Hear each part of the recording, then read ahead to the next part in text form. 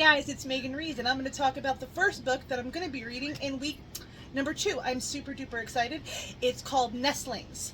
It's been out for a while now. I'm going to say a year and a half, 2 years. It's a book that I have been dying to read, but I've been putting it off and putting it off and putting it off, which to be fair, shouldn't have really been doing, but maybe it's what's best because now I get to share it with you guys. So that sounds awesome.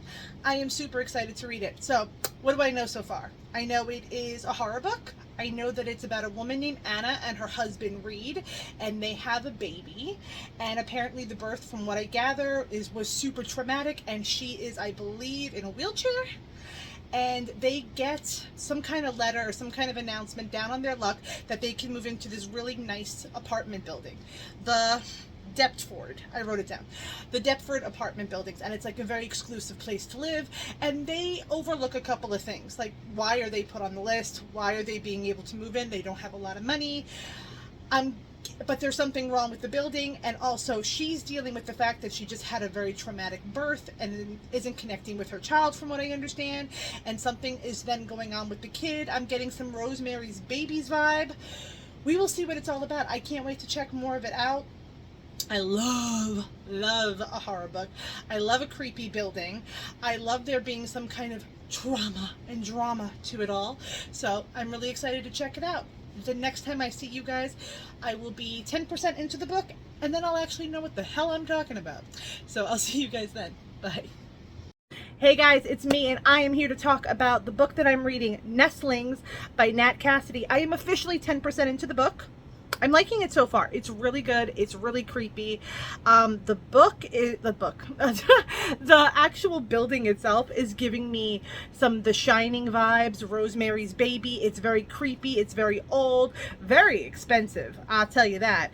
And now we learned a little bit more about why they're living in this apartment building, because I was like, this sounds like an expensive fucking apartment building. Let me tell you, I live in New York. So when I was listening to this, I was like, this is like millions and millions of dollars to live here. So how the hell did these people get in, these regular people? Come to find out, they are a part of a lottery system, and they applied for this lottery to live somewhere in this building years ago.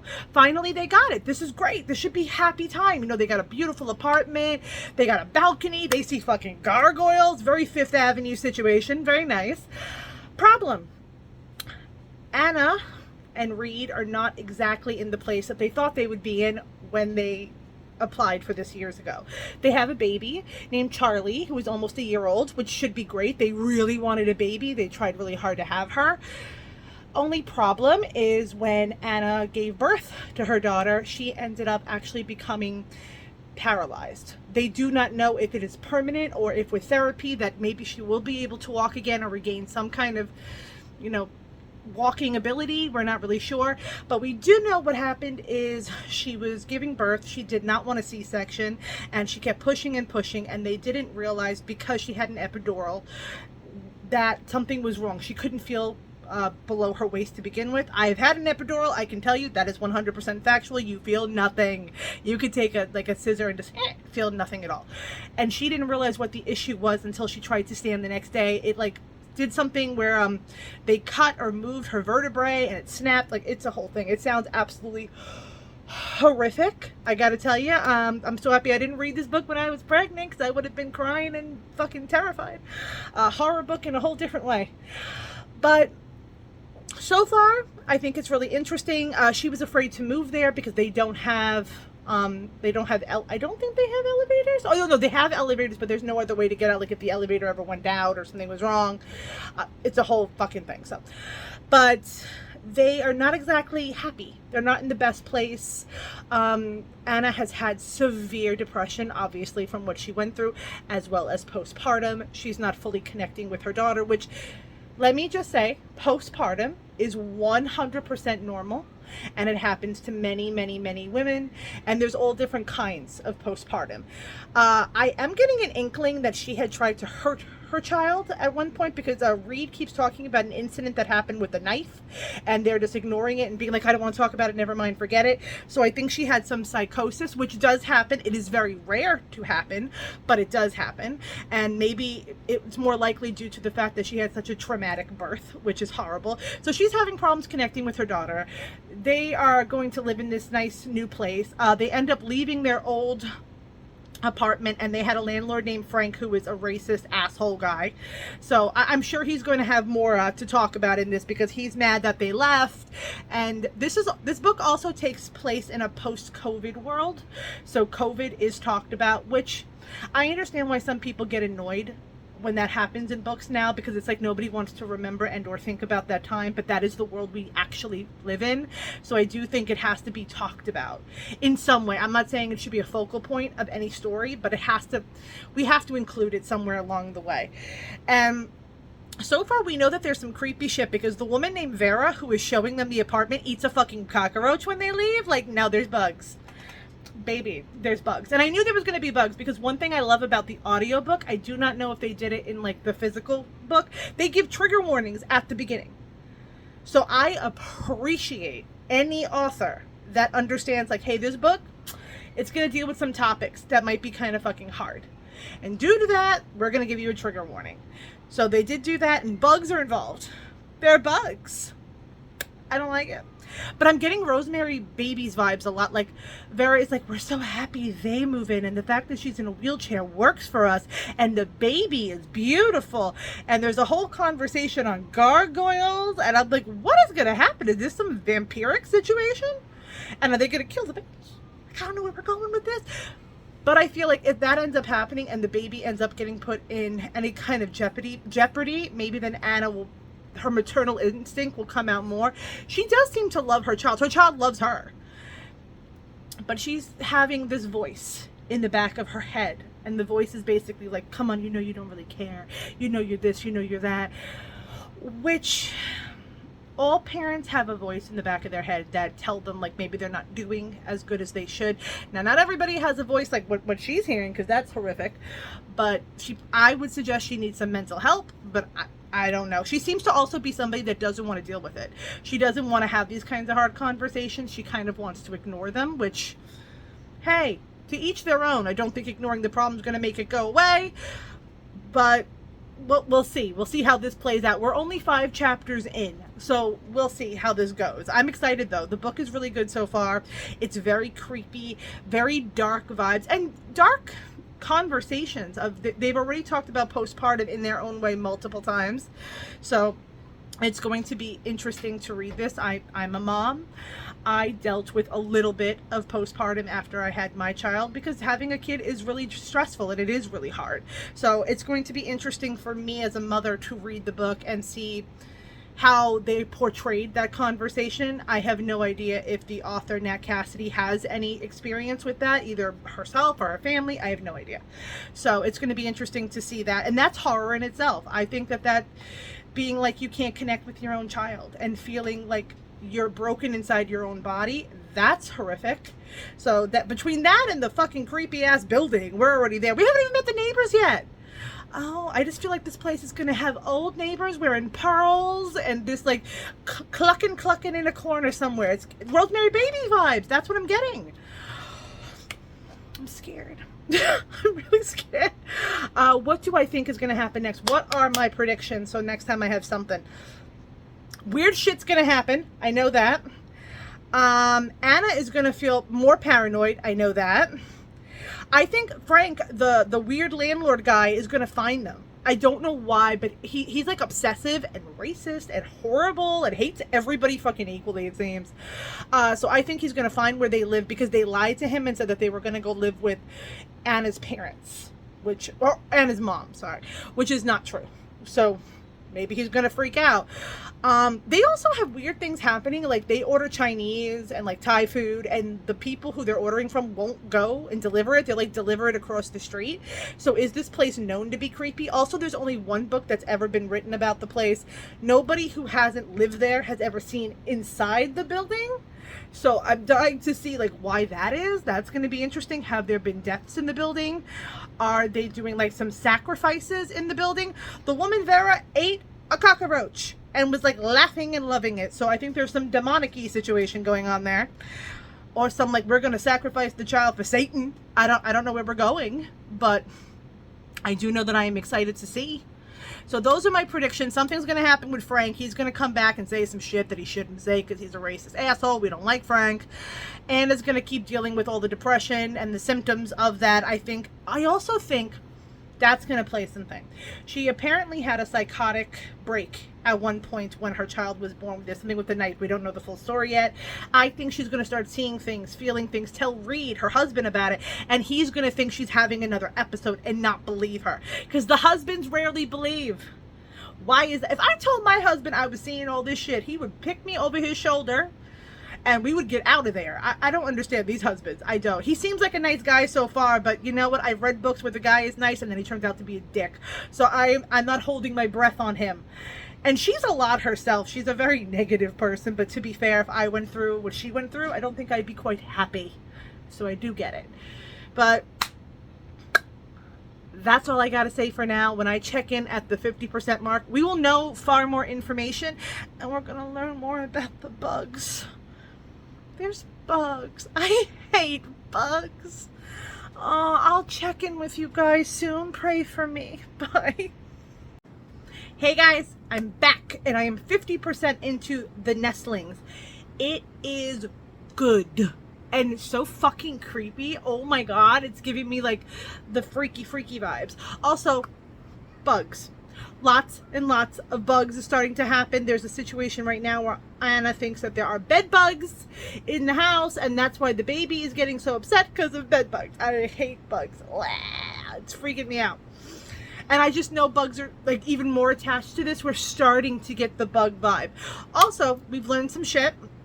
First of all, we've learned that there is a woman in the building named Miss Jacobs who also has a child who apparently, see, this is the thing that gets me just a tad confused. Apparently there was a key that was left outside of Anna's door. Georgia, her friend, who also helps her with like her body and like moving around and stuff, finds the key, shows her the key. Anna then the next day hears a woman crying, a baby and a other woman crying through a door. She realizes the key is to her neighbor. She opens the door and the woman is standing there, very disheveled, very thin, extremely greasy hair, robe open, boobs flippy flopping all over the place. And she hears the baby, Anna can hear the baby crying in the other room, and she just keeps saying, "That's not my baby." I'm sure this is the eyes I imagine she has. "That's not my baby. That's not my baby. That's something else in there. It's killing me. It's destroying me. It's ruining my life." And she flees from the apartment, and she basically is on the balcony and is trying, I didn't know what I heard behind me, and is trying to like jump. And Anna's trying to stop her. So she's like, "I get what you're going through, okay?" Not saying it's postpartum, because some women do get triggered by that word, which is true, but she says, "Look, I've been there. I am there, okay? I'm here too, like where you feel like your baby's not your baby and you don't feel connected." And she's like, "What do you mean? What do you mean you understand what I'm going through?" And then Anna confesses every single feeling that she has had to this woman. And the woman looks at her, and it's like there's a moment where you feel like, okay, maybe we're connecting here. This is good. And then the woman realizes, like, "No, you don't know what I'm going through. Like, this is not the same thing." And she has bites all over her body, oozing bites and dripping. This book makes you, like, want to take a shower so bad. It's ickity dickety. It made me want to wash my hair, too. Hearing about this woman's extremely greasy hair, I was like, oh my god, this sounds horrible. She needs, like a good condition treatment or something. I was like, oh, this is not working for me. Freaked me the heck out.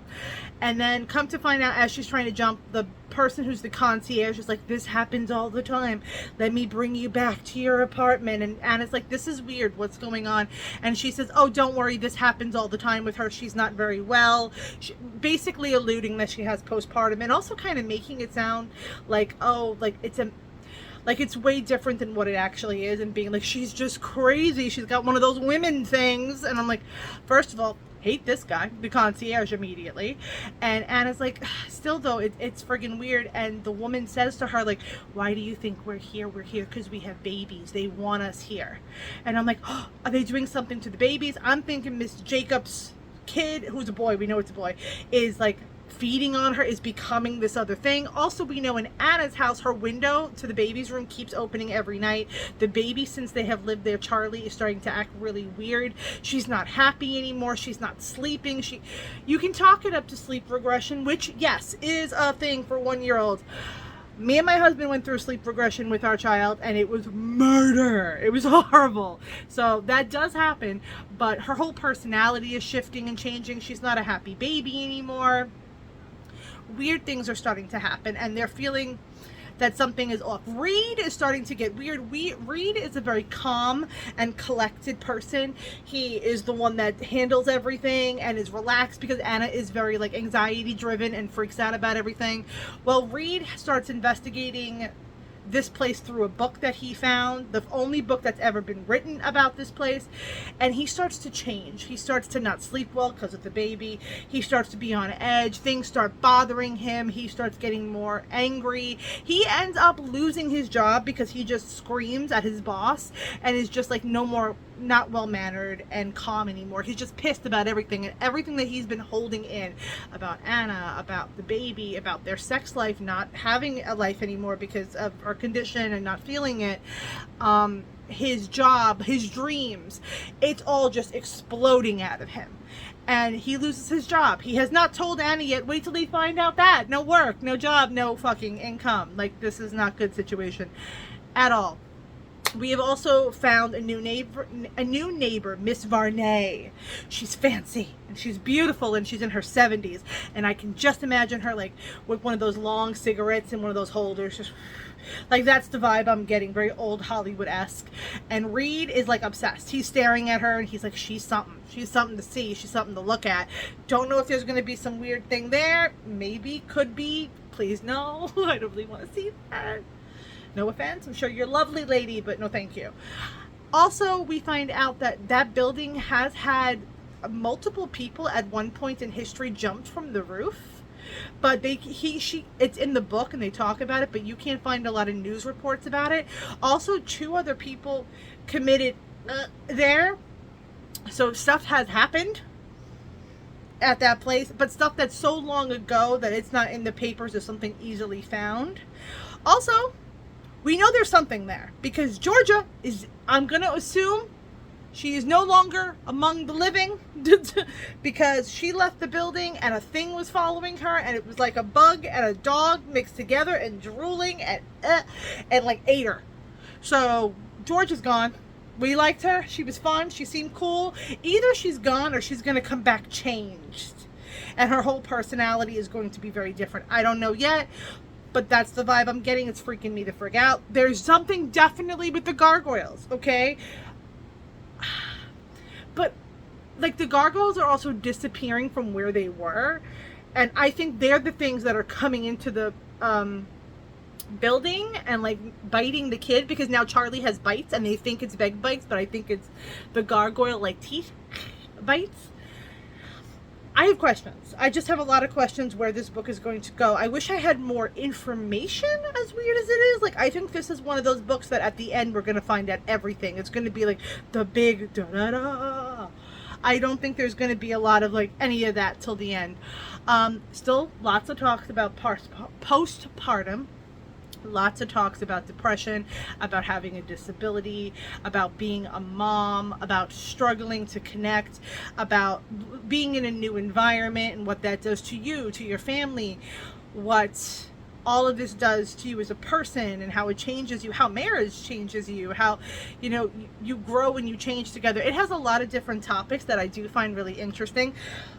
The writer is fantastic. She's really good. It is dripping with fear. Like, the way that it is described, these horrific things when we see them, because we don't see them all the time, it's scary. Like, Miss Jacobs is like described, okay, visual, if you know horror, okay? Remember The Shining? That ghostly woman that is in that room?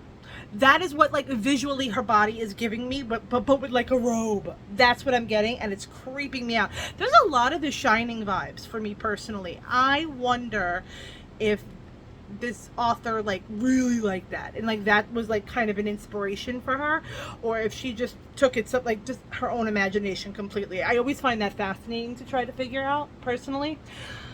So far, I'm liking the book. I'm liking Reed, because I'm finding him an interesting character, because we're seeing him change already. And when you see a character start to shift and morph, that's always fun to read about. George is gone. I can't wait to find out what that monster thing is. Gargoyles are involved. I don't know if I've actually read a gargoyle horror book before.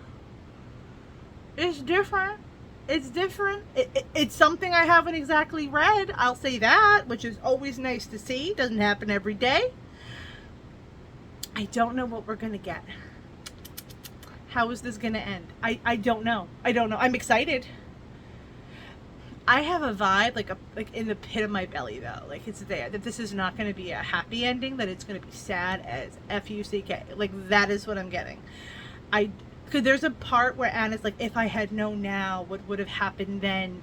That makes me think, okay, prediction. I think that the baby's going to turn into whatever it is, you know, and Anna is going to become like that woman, Mrs. Jacobs. And maybe there's a new, that would be cool. There's a new neighbor that moves in years later, and she is now that character that Miss Jacobs was, of like, be careful with your baby, which means Reed is going to hit it, because Reed, I don't think, is a central character in the way that he'll stay alive. You need the baby, you need the mother. Because let me tell you, the mother's still around. We still haven't seen Miss Jacobs' husband, that apparently is around, but we haven't seen him. We haven't seen a lot of the neighbors. And one thing Anna even says is, if this floor has like lots of babies, I don't hear any babies. I don't see anybody. All I see is the concierge, the guy that's in the elevator, who they call Mr. Smile, who's just all the time. That's terrifying. I don't like that. I'm not a fan of that situation whatsoever. No, thank you. It's horror, and it's creepy, and it's emotionally taxing. I'm excited to see where this is going to end, but I think that's what I think. Predictions is, I think that Anna's going to go cuckoo for Cocoa Puffs. Reed's going to die probably. The baby is going to turn into gargoyle monster thing. Anna's going to become like Miss Jacobs. Georgia is gone. We never see from Georgia and or hear from her again. We find out Miss Varney is like the head of it, because she's 70 years old and been there for forever. So she's like queen mother of the, what is it called? The Depth Fort. I keep wanting to call it the Danport. I don't know why. That's what I'm thinking so far.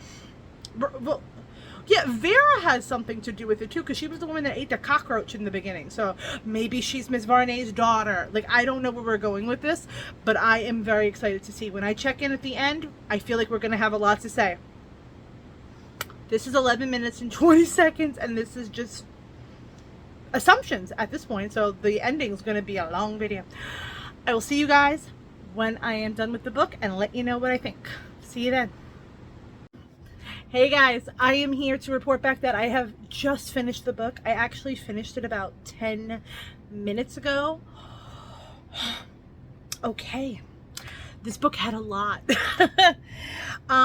A lot happened. Like, a shit ton fucking happened in the last 50%, as 50% of books do tend to do. So, we found out that these things, the people that live there, are creatures. They're not vampires, although that's what I thought we were going for. I don't exactly still truly know what they are. I know that when they live a long time, they're born, they are not, like, created that way. Like, you can't like find somebody on the street and make them whatever they are.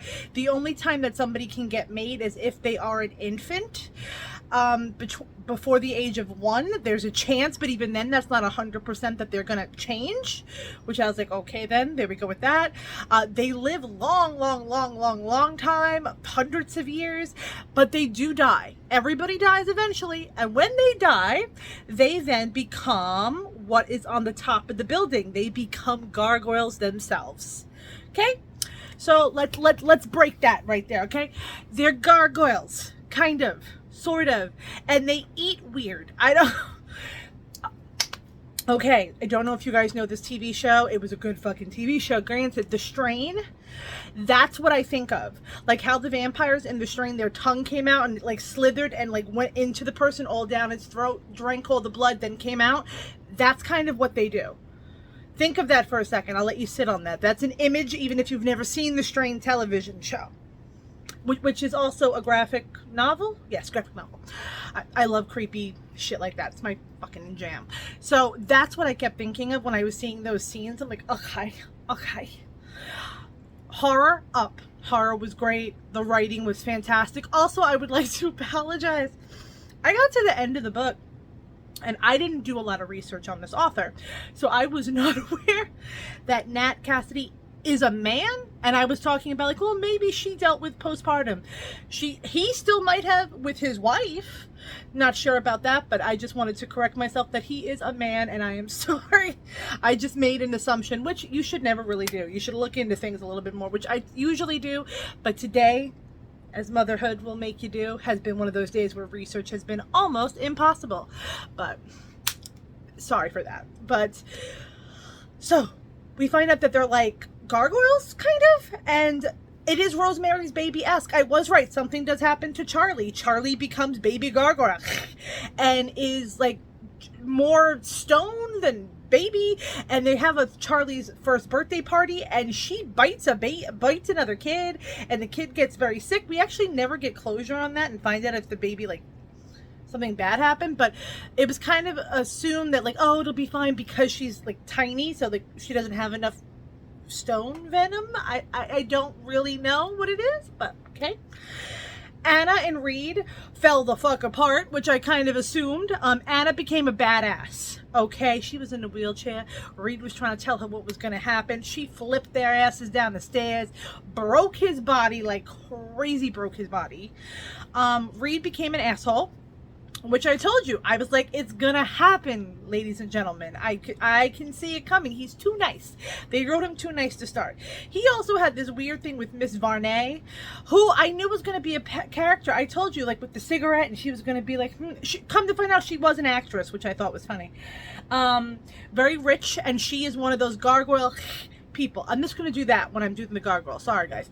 But that is what she is, and her and all the tenants, and every so often they do have people who are like normal in the building on the 18th floor, and those people have children, and the whole reason they are there is because they want their kids and they want to try to make them be like them. And apparently there's a bunch of them. There's a bunch of these little friggy little demony things running around in the dark. Did not know that either. So I was like, okay. But as I said, Reed, asshole, we don't like him. Reed said some horrible things about like, oh, you never loved your kid anyway, because when Reed found out what was going on and Anna found out what was going on, Anna got very hurt. She fell down the stairs and she was in a cast and in the hospital. Reed then went back to the house trying to find Charlie, and what Anna did, because what her job is she does voiceovers, and she does it in her apartment, so she has one of those like sound booths, like a handmade kind of one, and she hid her daughter in there, so if she screamed or cried, nobody could hear her. And she did that to protect her from these crazy people, not realizing that had already happened and there was no saving to be had. So that was emotional. Sorry for the light. The sun is a setting, my friend, so I'm gonna get all kinds of shades right up in this face. Sorry, guys. So long day. So that's what happened.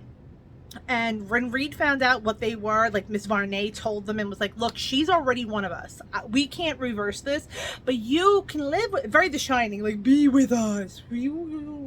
And at first I was like, oh wow, he's gonna say no. And they were talking about religion, which I thought was interesting, and that they are Jewish and they have one of the oldest religion, like, versus Christianity, and maybe there's something in his religion that he can use to like save them. And I was like, this is going somewhere cool. Okay, this is interesting. I like this. And then all of a sudden it was like switch got flipped and he was like, no, I have to think about what's best for my daughter, and her being a fucking monster and me being a monster, and they can fix my wife's legs. It was all very selfish situation. And when he tried to make Anna see that, Anna was like, no, I don't want that for our kid. I want our kid to, you know, live and be healthy. To be fair, Anna didn't truly realize like the whole scope of what was going on at the time, but She flipped his down the stairs, and that was it for Reed, which I approved of highly. He said some horrific things to her, but there is a part of the book that really got me. I started fucking sobbing here. Like, my husband came in the room and was like, "Are you okay? I can hear you," in the other room of the house. They had a conversation of what makes a mother and how hard it is to be a parent and what we want for our children. And I am a parent, and seeing that, like, what makes a mother, because she struggled, Anna, with postpartum depression and connecting, and she realizes, like, my child is now different than me. She doesn't even want me, she wants these people. But she also realizes objectively, Charlie's happy, she will live a long time, she will be loved, she will be cared for. And what do we not want but the best for our children, even if the best isn't us?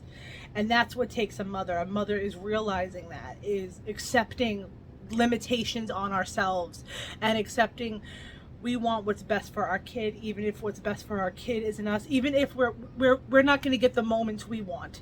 You know, we're not going to get to see them grow up, and we're not going to have those moments where they finally look back and understand us as parents, and we connect and we have these memories, and in 20 years we sit down and talk about it. We're not going to have that, because I have to let her go so she can be okay. Because if I take her, she's gonna die. She's not gonna make it, because now she's become something else that I can't take care of. And loving her is putting her needs before my own.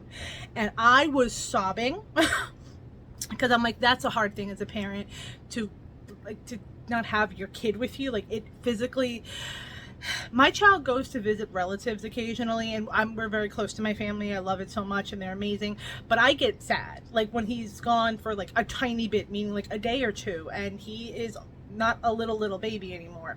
So I can't imagine if it was a 1-year-old and they're just like, it was really emotional. I cried quite a bit. I sobbed. I literally sobbed at a horror book, which doesn't happen often. But I was told that was going to happen. I just didn't know why. Found out why.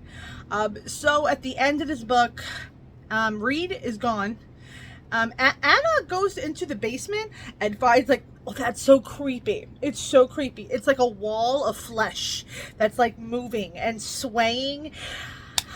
The only visual that I could get in my head, again, horror movie references, this is all where it is oh my God, Hill House. Like in the remake though, where it's just shaking and moving, and like it has like a mouth. It's really weird and gross, and it's also weirdly making me think of Texas Chainsaw Massacre. I'm just thinking like leathery, like all on a wall. Very odd, but that's my images. It's where I'm going here. It is horror, so I don't think that's crazy far off, to be fair.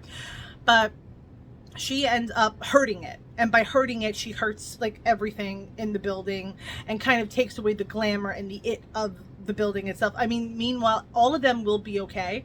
But she had a good point. She was like, look, I'm gonna give you my child because I don't have a choice, but I don't have to make this fucking enjoyable for you. If I'm starting my life over, so are you people.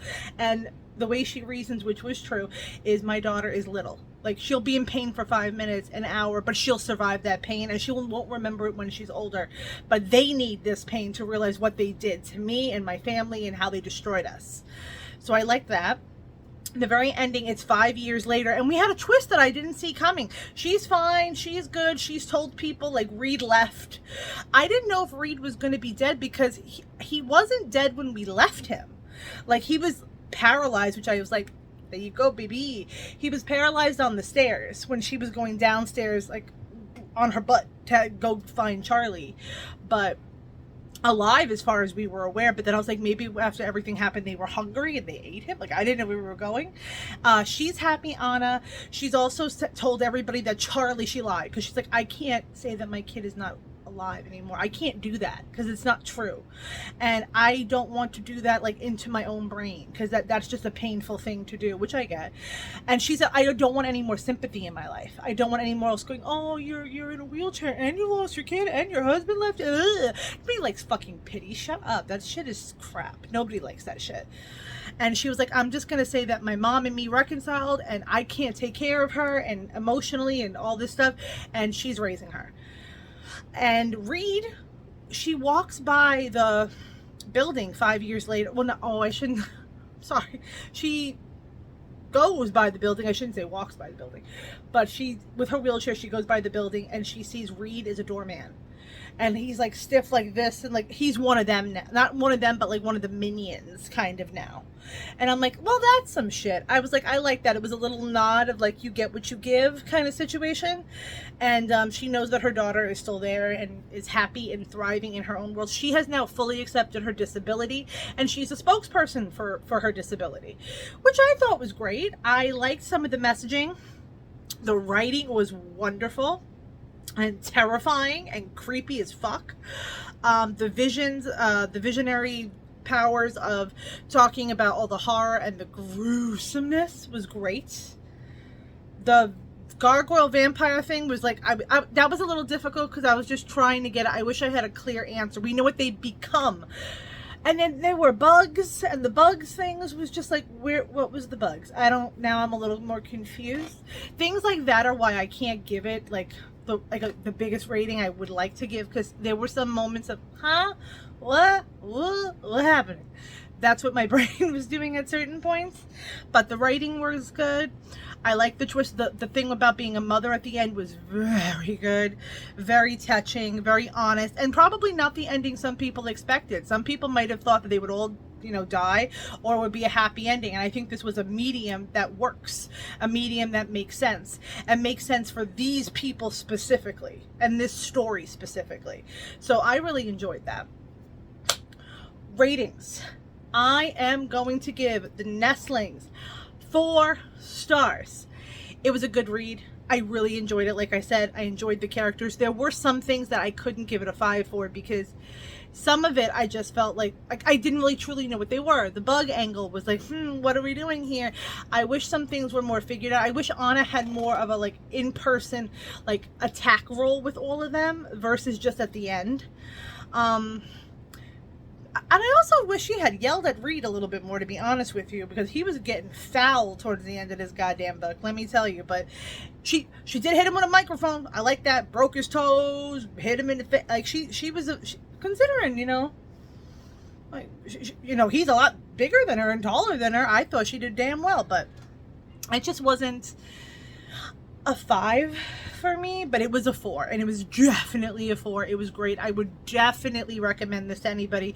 Halloween season is upon us soon. Definitely read it for then. I will tell you, there are trigger warnings, but like I said, I like that this book told you there would be trigger warnings.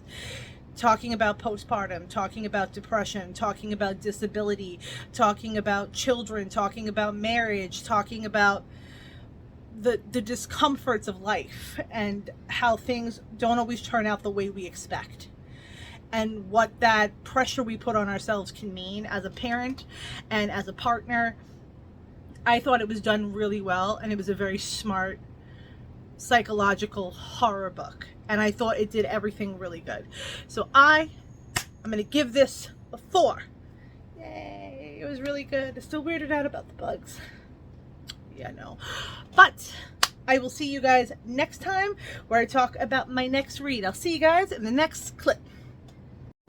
Hi guys, it's Megan, and I am here to talk about the next book that I'm going to be reading, The Good Girl by Mary Kubica. I am super duper excited. Letting you know now, if you hear a lot of noise in the background, that would be my son moving around, playing and watching Blippi, I believe is what's on right now. Yes, Blippi.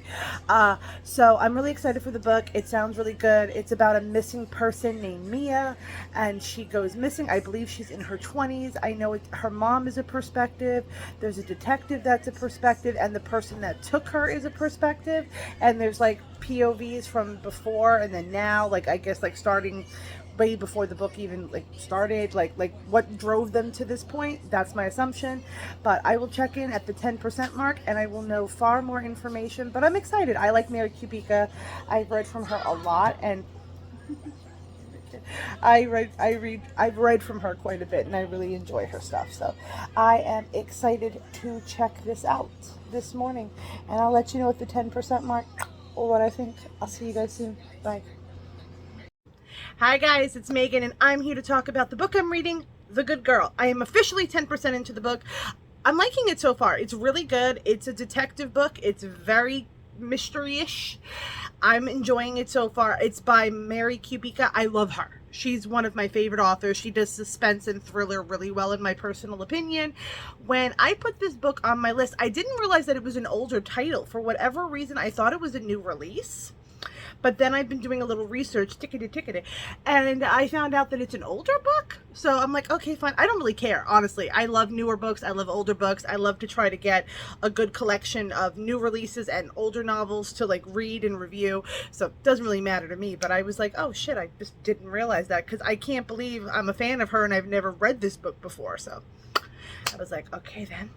But so far, I'm really liking it. Let's get to what it's about. But actually, you know what? Before we get to what it's about, just to let you know, if you see something move in the background there, that would be my husband, who unfortunately has the flu. So he is laying in bed right now and trying to hide himself as much as humanly possible. So if you see movement behind me, there's nobody in the house that's not supposed to be here. It's okay. But let's get into the book, okay? The Good Girl.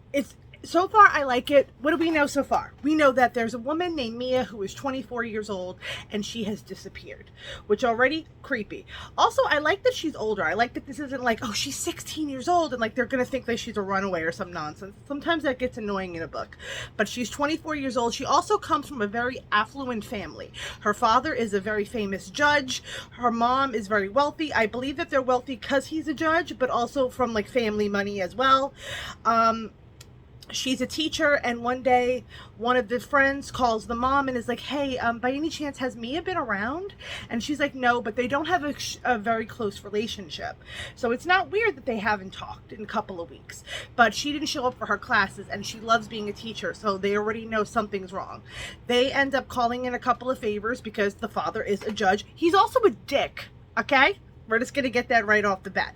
He's an asshole and he's egotistical, and he's just he doesn't believe she's even missing. He just thinks she's playing some kind of weird prank, which I'm like, she's 24 and hasn't lived at home since she was 18 years old. I'm like, I don't think she's playing a prank on everybody.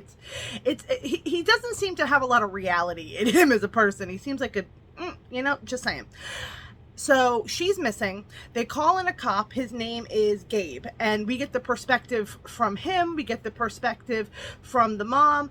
And we also are now getting the perspective from the man who took her, whose name is Colin. This book is interesting already because it's told in before, meaning like when she was missing, when all this stuff was going on, and after she has been found.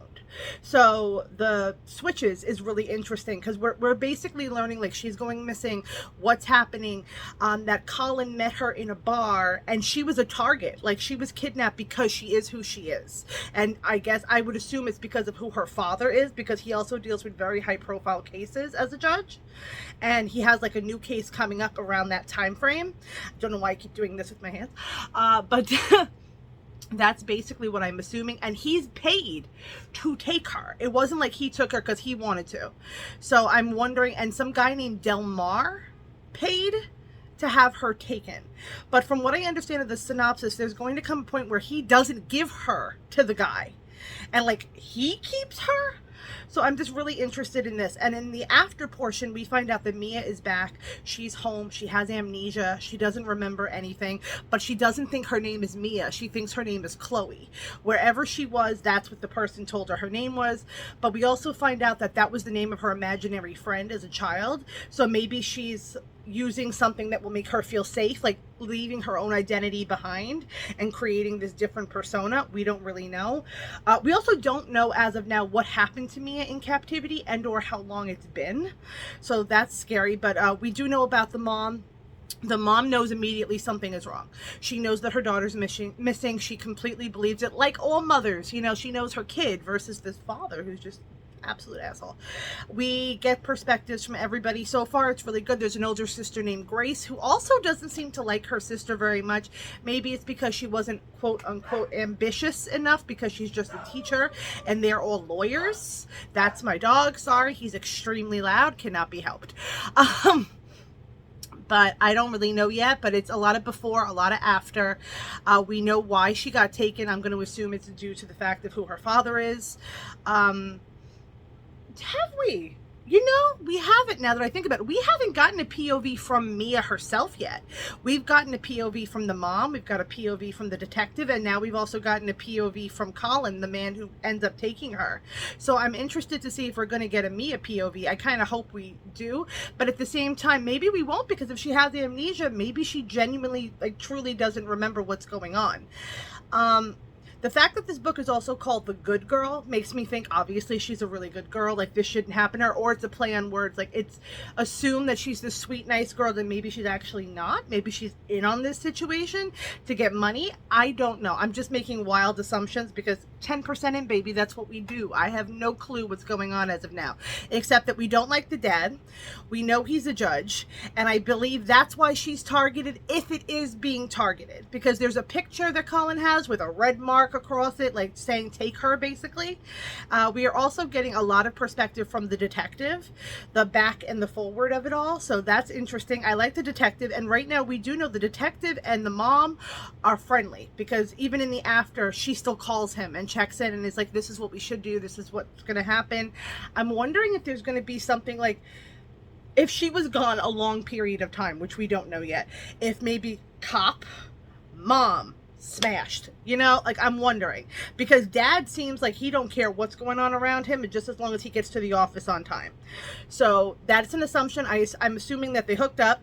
I'm also assuming that, I don't know why, but I want to say like maybe she orchestrated this, which I hate to say that, because so far she sounds really nice, but that's the thing, she sounds so perfectly nice that a part of me is like, is that reality, or is that also, because we're not getting her perspective? Maybe it's not just the amnesia reason we're not getting her perspective, but we're not getting her perspective because her perspective would incriminate herself in the book.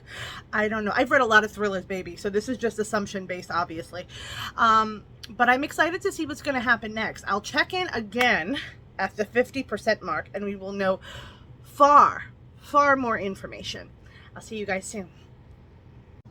Hey guys, I am back to talk about The Good Girl. I am officially 50% into the book, and let's chat. Let's chat about it. Let's figure out what the fuck we think. So far so good. I'm really liking it. I'm liking the detective angle. I'm liking the before and the after a lot, and slowly it's coming towards each other, and like we're gonna morph, I guess, into like the now instead of the before and the after, which is really interesting. I like the writing a lot. I think the writing is really cool. I like the change in perspectives. I like getting perspective from Eve, Mia's mom, who really honestly is looking back on life and looking back on her relationship with Mia, her daughter, and feeling like I didn't do enough. I didn't try hard enough. I kind of let my husband, Judge Asshole, you know, rule the roost, and whatever he said or wanted, I just allowed to happen. And due to that fact, me and my daughter are strained, because we find out too that she and her parents haven't really spoken in years. Like on and off, they occasionally talk. She talks to the mom on the phone sometimes. That's about as far as the relationship goes. More or less, from the time she turned 18, she left their house and lived on her own and took care of herself. And there's a lot of jealousy and animosity between her two and her older sister. Her older sister, Grace, became exactly what the family wanted. You know, she followed in daddy's footsteps and was the good daughter and did all the things that she was supposed to do. And whereas Mia apparently struggled. Like when she was a teenager, she struggled to fit in. She smoked weed, she stayed out late, she hung out with boys, but apparently the judge feels like that made her a bad person, to the point that he doesn't believe that this is even happening. He believes that this is a stunt. And he still believes it's a stunt for the most part. He's starting now to realize it's probably more, because now she's been missing over a week. We do know from the after, when we find Mia and she's back at home with her parents, that she was gone for months. How long, how many months, we don't know. We know she was gone for months. We know she's extremely thin. We know she doesn't answer to her name anymore. She answers to Chloe, and Chloe was her imaginary friend name. And we also get flashbacks of her with Colin, who, Colin's not exactly the bad guy as much as we wanted to assume he was. She was supposed to go to this guy named Delmar because of who her father was, and due to the fact that he was a judge and everything, there was going to be a big ransom. He was on his way to bring her, and he started thinking about it more and more. He was like, look, I'm not the best guy in the world, he said, but this guy is an R word. This guy will have his men do whatever to her. They might even kill her, and once they get the ransom, and not even care about paying it through. So you know what, maybe it's safer if I take her. And he takes her to a cabin that he knows of, that nobody else really knows, that he has a connection to, and they stay there. And he is just contemplating with himself, like, why am I doing this? Should I do this? Should I not do this? He's a little violent, don't get me wrong. We're not in love with Colin by any means necessary. He does have a gun. He does, like, hurt her a little. He never R's her, and he never, you know, assaults her. Like, she does hurt herself and, like, gets a black eye, but she falls. It's not him, like, hitting her. We do realize that he has some problems. He's not the healthiest of men as far as mental health, but he does seem to care about her. And at one point, she doesn't realize why she's being captured by him, and you see their relationship from, like, she hates him, and he thinks she's an entitled little brat and all this stuff. He knows about her enough because he's done research on her, but he doesn't know, like, she's not close to her family. Like, he looks at her as like, you're a spoiled little brat, and she's like, I've been on my own since I was 18. Like, I don't take my family's money. You're just assuming I do.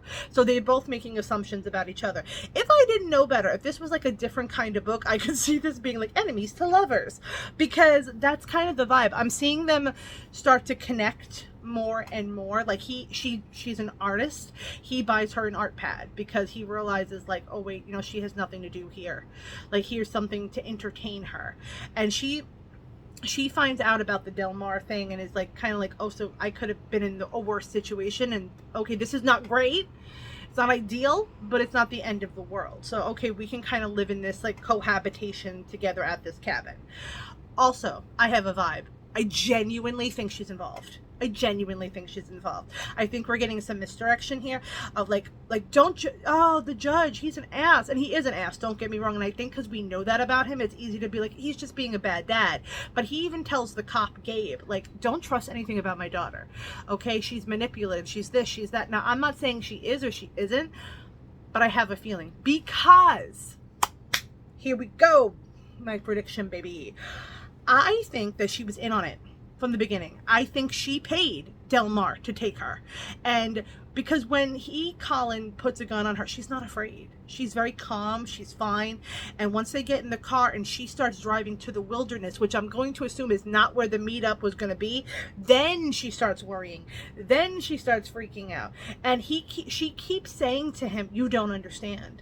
You don't understand. You don't understand. Don't understand what? First of all, lady, tell me what I don't understand, number one. And number two, I think what she's saying is, you don't understand, like, I set this up. Because I think the ransom money was going to be split, and she wanted, number one, money, financial security, but number two, to see if daddy actually cares. Does he care enough to pay the ransom? Which, to be fair, I don't know if he does or did. I don't know. And I'm wondering about that. We also know in the after that she's fine. They know who Colin is. They know that that's the guy who took her. Is he dead? Is he in jail? Did she kill him? We don't know. There's also a little inkling right now that Mia might be pregnant. And if she is pregnant, it would obviously be with Colin's baby. Was that consensual? I'm getting the inkling that it is, though. I can see them. They're slowly falling for each other in their own Stockholmy way. There's something there. He is attractive. He is formidable. He is also, he tests her, like, by the way that he speaks to her. He doesn't just treat her, you know, like this beautiful woman. He's very much like, fuck you, you know, this is what I really think. He is very honest with her, and I think she responds well to the honesty. Obviously, there's Stockholm situation here happening, so I don't know. Also, she says she doesn't remember anything. We still have not got a POV from her. We're getting from everybody around her. And when she goes to see a psychiatrist and they, like, put her under to try to get her memories back because she has amnesia, she keeps saying, I'm not supposed to be here. It's not supposed to be this way. It's not supposed to be this way. And they say, like, all victims blame themselves. And that is true. Victims do tend to do that when they're in horrible situations. You blame yourself. I put myself here. I did this to myself. I should have done this or this, which is true. But I'm just getting this underlining, like, that's not what she is saying. I wonder. I'm not thinking she's a bad person or a good person. I think she's human and she's conflicted, and I think that if she did do this, it's because she wants to be loved, she wants attention, and maybe she does want money. You know what, her sister has it. She says to Colin, like, my sister is a successful lawyer and daddy still pays for her penthouse, daddy pays for this and daddy pays for that, and she gets nothing. And that's upsetting. Like, hey, you know what, I need to, and if you're showing to one kid, you should show to the other. Also, Gabe, the cop, he definitely has a thing for the mom.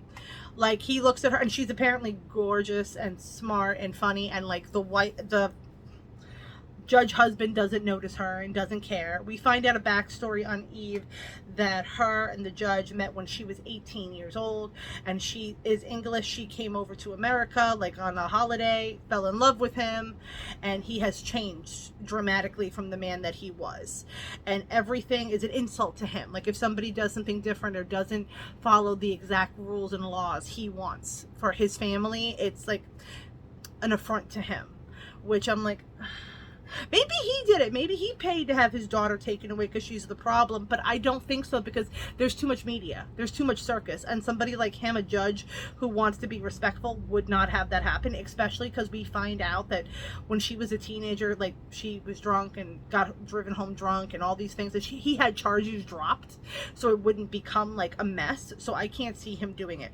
I see her doing it. Also, they have a horrible family, because she's back now and devastated. She doesn't talk. She barely eats. She doesn't remember lots of information about herself. People yell at her, talk. She was somebody that always had an opinion, and now she's quiet all the time. She's withdrawn, and her sister is like yelling at her constantly. Her father is berating her constantly. Her mom is a little bit like on eggshells because she doesn't know what to do, because it is her daughter, but it's not her daughter. She's not acting like the daughter she raised and knows. The book is good.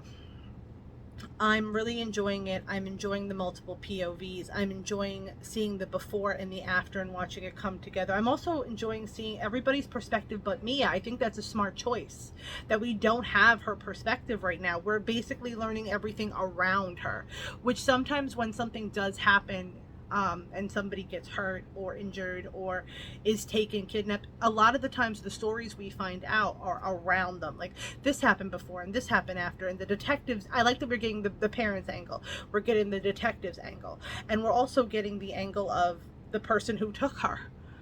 But we're not getting her. It's like we're getting everybody else's voice, which makes me think that's intentional, number one, and number two, we're going to get her voice at the end, and it's going to be this epilogue of like, this is why I did it. Da-da-da. Like, I'm really curious. Even now, though, that everything is done, the cop is still somehow involved. Like, she's found. She's alive, thank God. So I'm just curious to see what's going to happen with that. But my predictions, I think she's in on it. I think this was a plan from the beginning. I think Colin's dead. I think she fell in love with him. I don't think that she meant to fall in love with him, and I think he got killed. I think that the mom and the detective guy are going to have some kind of accidental hookup. I don't know why I'm vibing this so strong, but I am. But Colin and Mia definitely had something happen. They had sex. They did something happened. Maybe she's pregnant. Maybe she's not. We'll find that out. And I feel like somebody has to die. Like, if Colin is dead, somebody else has to die. And I'm kind of hoping it's the judge. But I also don't know why it would be the judge. Like, maybe in a rage?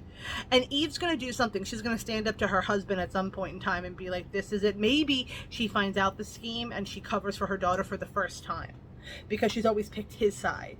So maybe this time she picks her children. Well, her daughter, because the other daughter really doesn't want anything to do with her either, Grace. The writing is great. It's very interesting. I can feel the tension. I love all the perspectives. I'm not bored at all. So I love a book that I'm not bored. It's not like I'm like, oh man, this guy again. I like everybody. The audiobook is also fucking stellar. Like, the acting is great. The different voices. I love it. I love it. So I'm going to continue to read it, and I will get back to you when I'm officially done with the book. This could be a 5. I have a vibe. Mary Kubica usually is a 5, so we will see. I also hear my son in the background laughing. Yeah, so I gotta go. I'll see you guys later. Bye. Hi guys, it's Megan and I am back to talk about the ending of The Good Girl. It was something. We went on a ride together and there were some bumps and I don't know how I feel about the ride. I think my back hurts. I don't know if I enjoyed it all that much, to be honest with you. It's like the roller coasters at Coney Island. It sounds like a good idea. You get on it, you're excited, and then you realize, oh, this is rickety and probably not safe at all. That's kind of what this book felt like. Just what was this exactly? I finished it a while ago, and by a while I mean like an hour ago, and I've literally just been sitting with it and thinking like about it. It is a book. It's supposed to be a thriller. That's what it's supposed to be. It's marketed as a suspense thriller. Mary Kubica is known for writing thrillers, really amazing suspense thrillers, may I add, but maybe now I understand why this one was like an older one and I thought it was new and I got confused, because maybe nobody really talked about this book that much because it was confusing. I was on the ride. I was excited to learn, like, why did Colin take Mia? Like, why did that happen? Then to find out that it was the other guy, and Colin was actually kind of like the good guy in this situation of, no, I'm not going to do this. I'm going to take her somewhere else that's safe. I don't think I read a thriller. You know what I think I read? I think I read enemy to lovers, romance. That's genuinely what I think I read, because there was some Stockholm Syndrome love happening there. And that was mostly the book. All the flashbacks were them together. Them together. Them together. And then guess what? They were still together. That's it. I thought maybe that guy that hired, like, the whole was going to, like, come after them, and that was going to be a thing. I was also wondering why she had amnesia. Was that going to be explained? Were we going to get some crazy twist, like she was in on everything? She knew it all. She really, killed Colin, which I didn't know Colin was dead for about literally till the end of the book, and it was like when his body was found. I was like, that was not explained. In the back and the forward, it was kind of almost hinted at one point. The cop, Gabe, was like, when we find him, he's dead. And that was in the after section. I checked it twice. So that might have been like a misprint or like an audio book problem that maybe they fixed in the physical book. They didn't fix it in the audio. I can tell you that. I went back multiple times like, what? He's alive. Like, and I thought there was a trap door or something. Like, I didn't know what we were about to read. Oh, just so you guys know, I'm sure you see a man in the background right there. That is my husband, who is homesick from work. He is sort of waving. There you go. Ignore the man in the background. It's like Wizard of Oz. Ignore the man behind the curtain. And he's shaking his head. I can see him through the camera. It was a book. It was good. It was not bad. It was well written. It was interesting. I was there for it. I was waiting with bated breath. I didn't know what exactly was going to happen, but I thought it was going to be fun. I called it. I called one thing though, okay? I called Mia. I said, she's involved in this whole thing, but it wasn't exactly what I expected. I thought she was like, yes, I did it all. She was like evil or something. Meanwhile, I hate books or TV show, anything that the whole situation, why we're here, is there's a little misunderstanding. You were alone with this man in a cabin for months. There's nothing to do. There's no TV. There's not even fucking water to shower, okay? You couldn't explain to him, hey, look, this whole situation, the guy you were trying to save me from, thank you. I hired him to do this to me because I wanted to get money from my dad. I wanted, like, to find out, like, the bad shit that he had done to get him in trouble with the law. You couldn't say this to him in all these months? Meanwhile, this man is like in the woods, like thinking like, we're gonna die any minute now. Meanwhile, there's nobody coming for them. I mean, the police are still looking for them because they think she's kidnapped.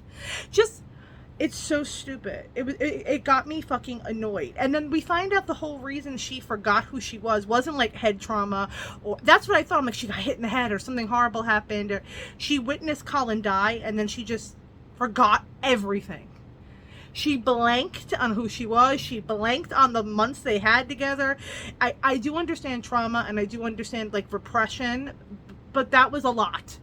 it was extreme to believe the woman didn't remember anything. And then when they went back to the cabin, for like the cop wanted to jog her memory of things. They also found, first of all, let's get back here. They wanted to jog her memory of what happened. So the cop, Gabe, brought her back to the cabin thinking that will trigger something. Okay, fine. But before that, he puts out an APB on a cat. Let's take a minute there. Let's digest that. My husband almost turned completely around when I said that. Like, what? Put out an APP for a little black cat. A kitten, man, mind you, in the woods. In winter. A black cat. Apparently there was a kitten that was there in the cabin with them. She connected with the kitten. The kitten was like a thing, which sounded very cute. I love cats. I have 2 cats. I love cats, okay? And then the cat left, and he decided the first thing of offense is to find that cat. And if she sees that cat, then she'll remember who she was and who she is. And somehow he finds the needle in the haystack. He finds the little kitten, and it starts to jog a memory, and that's why they then continue to go to the cabin. And I'm like, what? That wouldn't have, what? I'm so confused. I'm like, that's not even remotely plausible. Now, I understand a thriller, a suspense novel, a mystery even. You know, you have to suspend your disbelief a little bit. With any book, I get that. I understand. But this, I was like, what? How? In the woods? And I think it's in Montana in winter. And the kitten was like, meep. And this was weeks later. This kitten was almost dying then. You mean to tell... Okay. I was right about Gabe and Eve. I don't know if they hooked up, but they were making out. And they're into something together now. And she's divorcing the judge. I like that. The judge is now in jail. Let him get it. He is in jail with his sorry ass. Come to find out too, I was like, that's a thing? He knew about the kidnapping. He had found out about it. And like apparently there were ransom demands that did happen. Like the guy did send, like they were fake obviously, but ransom demands, and he just put them in a drawer and just pretended that they didn't exist. This is your daughter, you ass. Are you kidding me? My reputation. Well, now you can have your reputation in a jail cell. What? And I don't know what happened to Sister Grace. She just disappeared off the face of the earth. She was in the book, and then just never heard from again. Like she went to go see a boyfriend, and maybe she's next on the kidnap list. I don't really know. We find out Colin died. That was sad. It was actually sad because he was okay. Now I'm connecting with the guy that wasn't great. That's never good.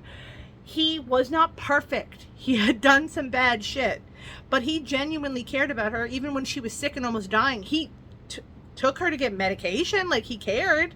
Granted, that's one of the reasons they ended up getting caught. But the ending just didn't work. It didn't work for me. There were too much suspension of disbelief.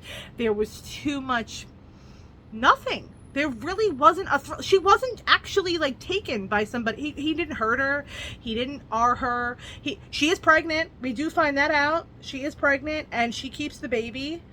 And we don't know if it's a boy. We don't know if it's a girl. She's almost due now because months have passed by the end. We finally did hear from her at the epilogue, which is what I said. I said, they're going to hold that one out. But I thought the ending was going to be suspenseful. I was like, oh, we're going to find out these secrets, these lies.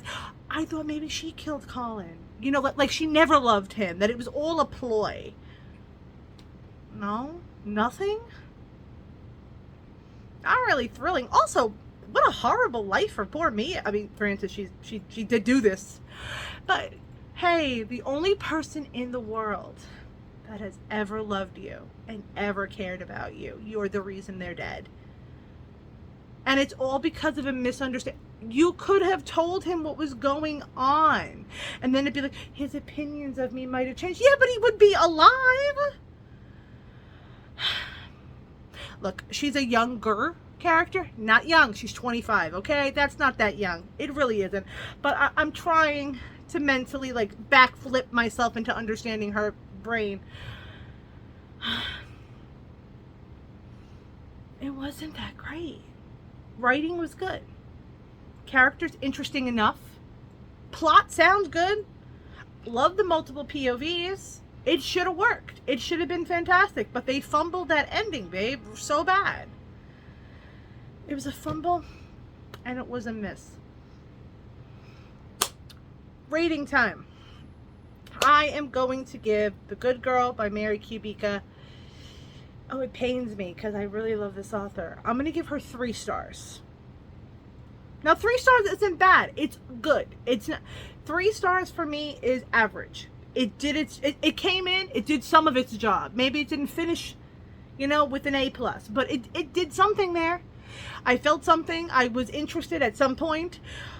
I'm a little disappointed though, because when I was into it, I mean, even by the 50% mark, you were there, okay? You saw me in this fucking chair being like, it's gonna be great. It's gonna be maybe a 5. I'm not saying that anymore. Cut to me and the next one saying it too. It didn't work. It didn't work. There was too much confusion, too much muddling. And there were just a good amount of characters that just sat there. Like, they just stood there. Like, we never really got to know the judge. We didn't hear from him. His POV was never there. Grace, we didn't get to hear at all. She had a best friend that was in one part of the book and never seen from again. She took care of the cat at some point. All we really got was Mia, Eve, Gabe the cop, which I'm like, okay. And we got Colin. Colin was the best point of view, in my opinion. Him and Eve. I liked Eve. I did like Eve, because Eve, like, trying to figure out her and her backstory, why she felt the way she felt. And she got redemption, okay? She had a redemption arc of becoming a better mother, picking her kid over her husband, which is what I said. Go, Eve. We like that. Yeah, no. I want to say something more positive, but I don't have anything more positive to say. So, I'm going to leave this here. And actually, you know what? You guys are going to see me in the next clip, while I'm here already, talking about the next book that I'm going to read. Because when we're filming, we might as well try to film as much as we can at one time. When we can, at least. So, this was a 3. It was okay. Nothing to write home about. And I will see you in a couple of seconds talking about what will be the next book. Hi guys, I'm back. Just like I said, here I am yet again. And this time I'm going to talk about the next book that I'm going to be reading, which is a physical book. I got it in my fingertips. It is Conversations with Friends by Sally Rooney. I love Sally Rooney. I read a book from her earlier this year and devoured it. I was a little nervous to read her books, not gonna lie to you. She's one of those extremely intelligent authors that intimidates the hell out of me. So I was a little nervous to read her book, but I connected with it right away. It was absolutely fantastic. The book I read before by her, it actually says it on the back, was Normal People. It was so good. It was really, really, really good. So I'm super excited to check out this book. I also know, if I'm not mistaken, that this is like a Hulu TV show or miniseries or something. So I am excited to check that out maybe after this. But I'm a big fan of hers. I think she's a really fucking talented writer. So I think this could be a really fun read. And since I have the physical copy right here, I'm going to actually just read you what the synopsis is about. You ready? 1, 2, 3, let's go. Frances is 21 years old, cool-headed and observant, a student in Dublin and an aspiring writer. At night, she performs spoken word with her best friend Bobby, who used to be her girlfriend. Oh, tension. When they are interviewed and then befriended by Melissa, a well-known journalist who is married to Nick, an actor, they enter into a world of beautiful houses, I can't say that word, dinner parties, and holidays in Brittany. But when Frances and Nick get unexpectedly closer, the sharply witty and emotion-averse Frances is forced to honestly confront her own vulnerabilities for the first time. Okay, you sound heavy.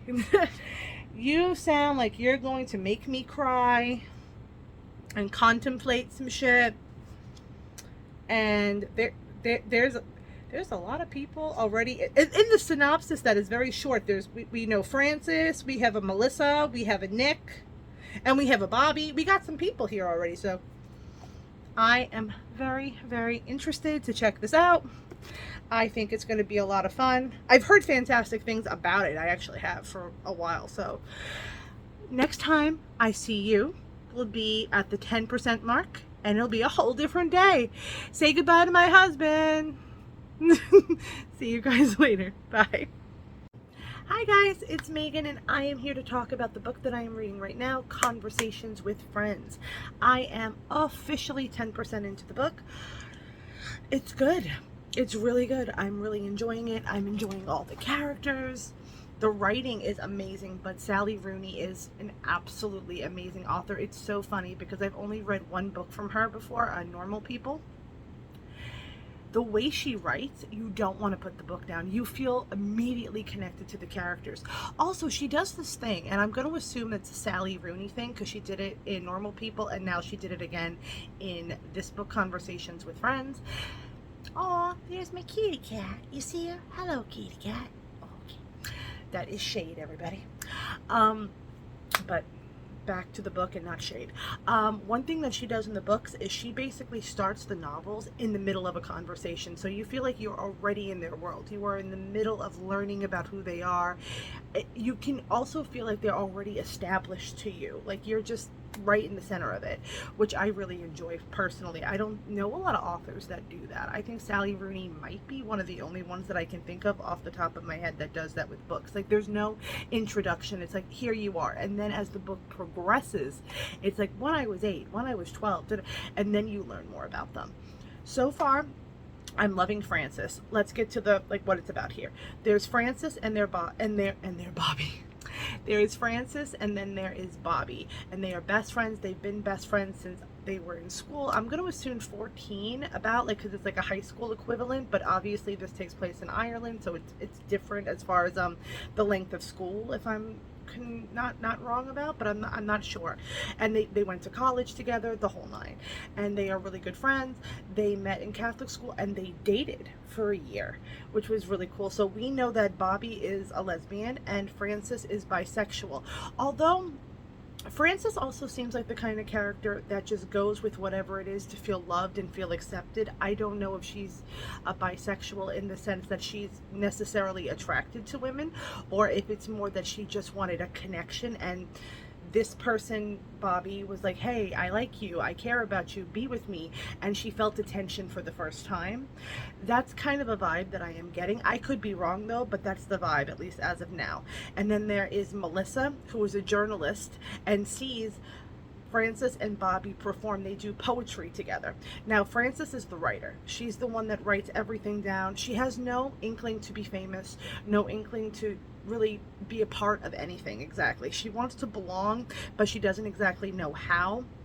And Bobby is the showman. You know, she's the one that's the fun one out of both of them. She's the one that says what she thinks, is very opinionated. People either love her or hate her. There is no medium.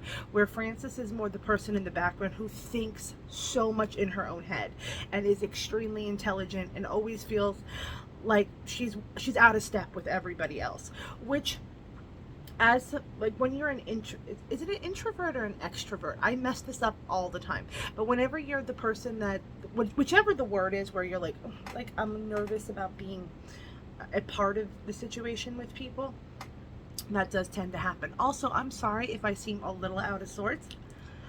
I got my husband's cold this morning, so if I seem a little low energy, or I seem a little like I can't find the word exactly, that would unfortunately be why.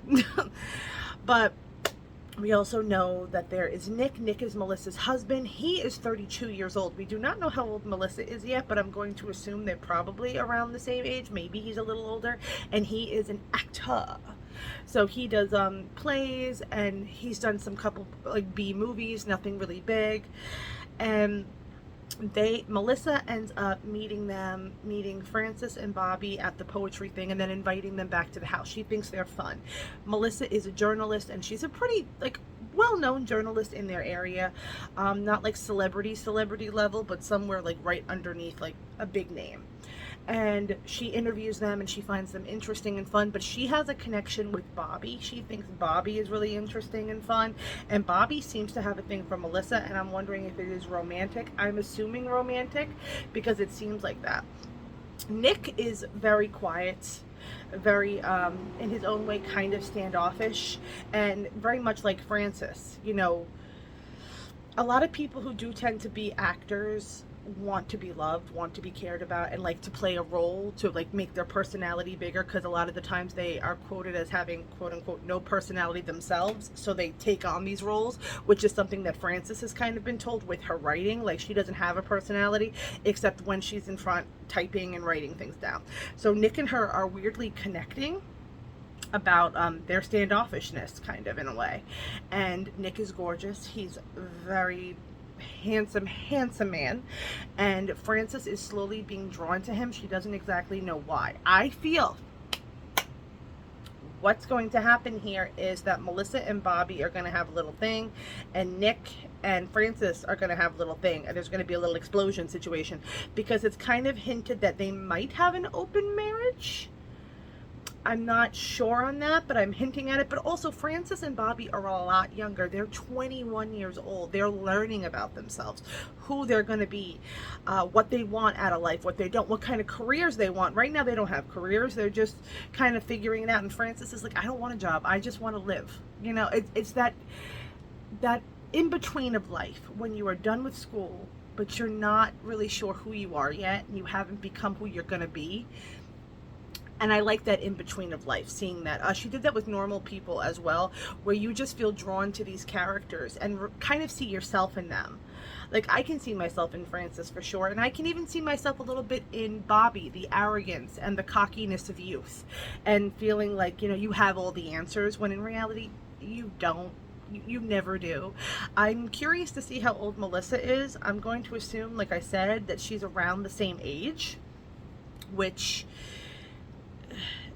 I mean, obviously everything is above board. Everybody is over the age of 18, but I can't help feeling that there's a different dynamic of it all. You know what I mean? But also, these people are wealthy as well. Frances and Bobby come from comfortable lives, family-wise. So it's not like a, you know, a big gap in like money as of yet from what I have seen. Although we do know Melissa and Nick have a beautiful home. And from what I understand, Frances has an apartment and she really loves those, so she doesn't much care. And Bobby, we haven't seen Bobby's place yet, but Bobby and Frances don't live together. They have separate living situations. And there's also a guy named Philip. Philip is slowly being brought into the fold here.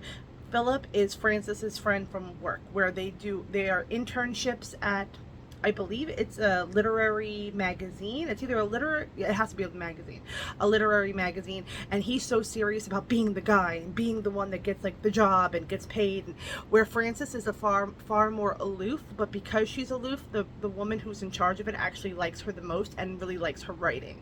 So I feel like we're going to have, I don't know if this book is going to be over years, but Normal People was over years, and I really hope this is, because then we'll really get a full sense. We can see Bobby and Frances come into their own and either drift together and drift apart.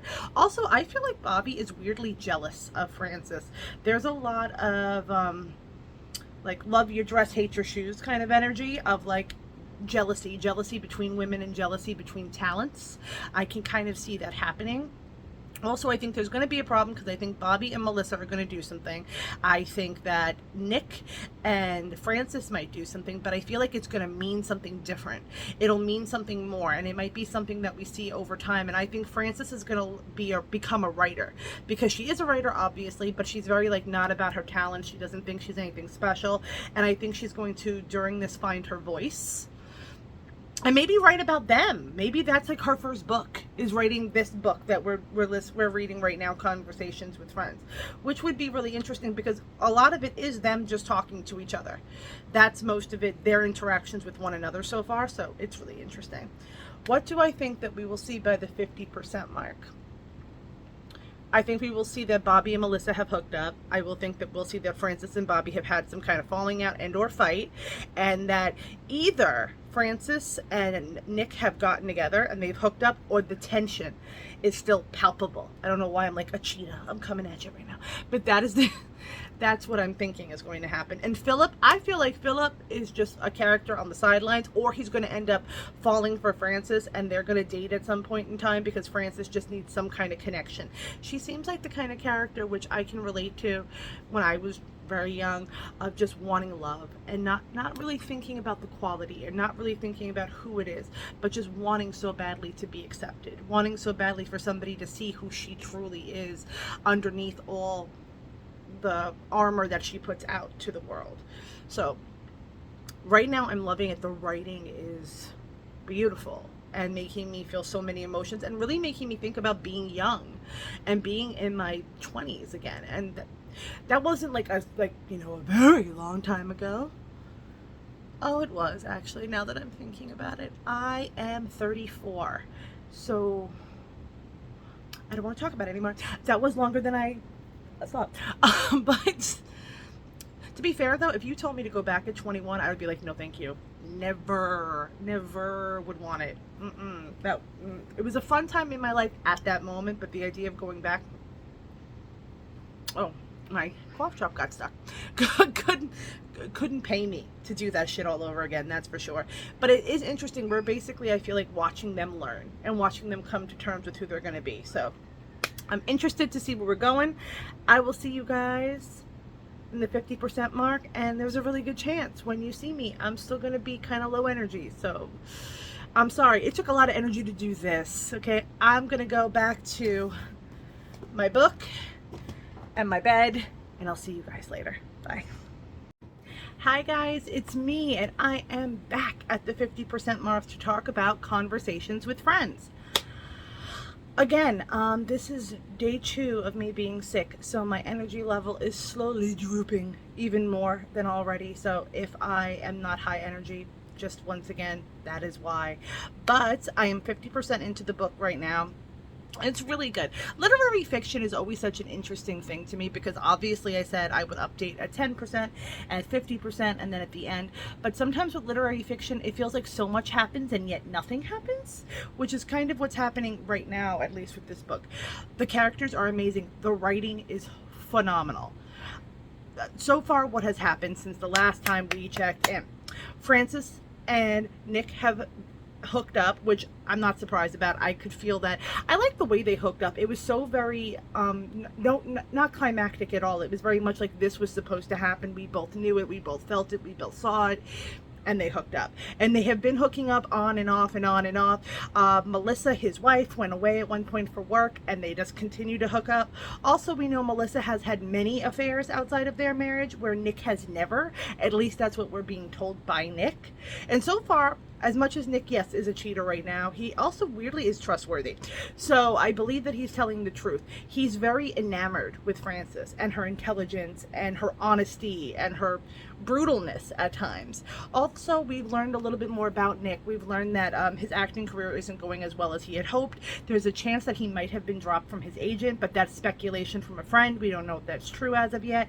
And we do know that he suffers from very bad depression, to the point that he has very low lows and very high highs.